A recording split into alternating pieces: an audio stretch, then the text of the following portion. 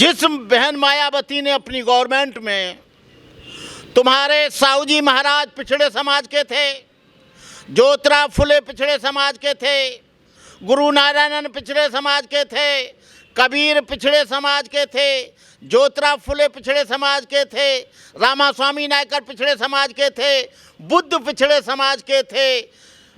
उन लोगों को सम्मान देने का काम यदि किसी ने किया है तो वो बहन मायावती है, तुम नहीं हो। तुमने पिछड़ों के वोट लिए, तुमने केवल अपने परिवार के लोगों को मुख्यमंत्री बनाया, लेकिन बहन मायावती ने उन पिछड़े समाज के महापुरुषों को जो सम्मान देने का काम किया है। और आप कौन हैं और मायावती कौन है? मायावती बहुजन समाज के और पिछड़े समाज के महापुरुषों को सम्मान दे रही हैं, उनके नाम पर जिले बना रही हैं, उनके नाम पर मूर्तियां लगा रही हैं, उनके नाम पर तमाम तरह की योजनाएं छोड़ रही हैं। लेकिन आपने पिछड़े समाज के महापुरुषों के नाम पर जो जिले बनाए थे उनको ख़त्म करने का काम आपने, आपकी पार्टी ने किया। मायावती हर एक समाज का ध्यान रखती हैं, लेकिन आपने केवल आप पिछड़ा वर्ग, केवल यादव समाज को मानते हो, बाकी समाज को आप पिछड़ा नहीं मानते हैं। भाई रामगोपाल जी, आपको बताना चाहता हूँ, आप एक पढ़े लिखे व्यक्ति हैं, प्रोफेसर हैं, और आप एक लंबे समय से राजनीति से जुड़े हुए हो। कौन मायावती? मायावती को आप नहीं जानते हैं। बहन मायावती के लिए ऐसे शब्द प्रयोग कर रहे हैं। आपको मायावती को जानने की जरूरत नहीं है। उनको पूरा देश, पूरी दुनिया का बच्चा बच्चा और पूरा देश जानता है। आपके जानने से न मायावती कम हो जाएंगी न ज़्यादा हो जाएंगी। हम बताते हैं बहन मायावती कौन है। बहन मायावती वो हैं जिन्होंने बहुजन समाज, पिछड़े समाज के महापुरुषों को सम्मान देने का काम जब से ये देश स्वतंत्र हुआ, अशोक के बाद, उन्होंने वो पहला काम किया जो पिछड़ा वर्ग का और दलित वर्ग का जो आरक्षण था उसका बिल भी आपकी पार्टी नहीं फाड़ा। और जो पिछड़े वर्ग के लोगों को और बहुजन समाज के दलित लोगों को जो आरक्षण दिया था ठेकेदारी में, उसको भी आपने ही ख़त्म किया। महापुरुष के जो लोगों के नाम पर जिले बनाए थे, जो बहन जी ने सम्मान दिया था, उसको भी आपने ख़त्म किया था। मायावती जी को पूरा पिछड़ा वर्ग जानता है, अगड़ा वर्ग जानता है, पूरे देश के लोग जानते हैं, जापान के लोग जानते हैं, थाईलैंड के लोग जानते हैं, अमेरिका के लोग जानते हैं, सारी जो बड़ी बड़ी पत्रिका हैं वो जानती हैं। आपके जानने से क्या फ़र्क पड़ेगा? आप पिद्दी न पिद्दी के सोरुआ, आपके जानने से आप इतने बड़े आदमी नहीं हैं, आप इतने बड़े वो नहीं हैं। और मायावती को नहीं जानते हैं तो जीवन में ये निकाल देना अपने दिमाग से कि तुम्हारा परिवार अब मुख्यमंत्री बनेगा।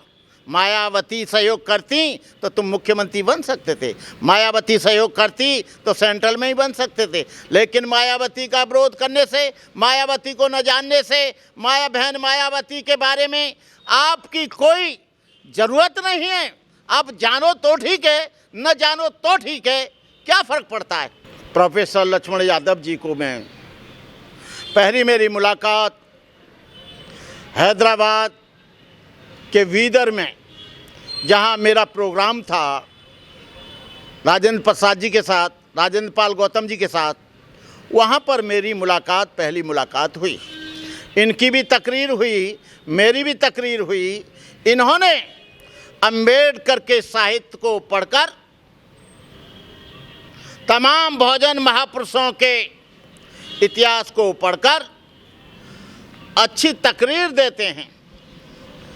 अच्छा उनका अध्ययन है, अच्छी तरह से वो काम करते हैं। और बहुजन समाज के महापुरुषों पर बहुत अच्छे कसीदे पढ़ते हैं, जड़ते हैं, बड़ा लच्छेदार भाषण देते हैं। अंबेडकर के ऊपर, ज्योतिराव फुले के ऊपर, रामास्वामी नायकर के ऊपर, अंबेडकर के ऊपर, गाडगे महाराज के ऊपर, तमाम लोगों के ऊपर अच्छा वक्तव्य देते हैं।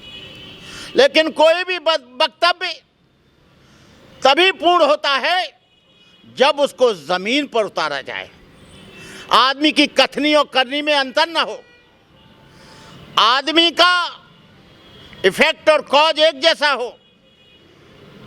लेकिन भाई लक्ष्मण जी, मुझे मालूम नहीं, लेकिन कुछ संज्ञान से मालूम पड़ा है कि आप समाजवादी पार्टी से इलेक्शन लड़ने वाले हैं। बहुत अच्छी बात है, लड़ो, लेकिन अखिलेश जी को आपको पूछना पड़ेगा कि आपने जो मायावती ने बहुजन समाज के महापुरुषों पर जिले बनाए थे, उनको ख़त्म करने का काम समाजवादी पार्टी ने क्यों किया? जो आरक्षण बिल था उसको समाजवादी पार्टी ने संसद में क्यों फाड़ा? आप अखिलेश जी से पूछना कि जो आरक्षण था हिस्सेदारी का ठेकेदारी में, उसको ख़त्म क्यों किया? कम से कम ये 2-3 सवाल मेरे पूछ लेना।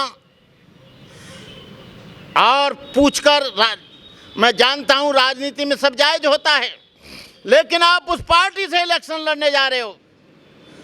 ये दलित समाज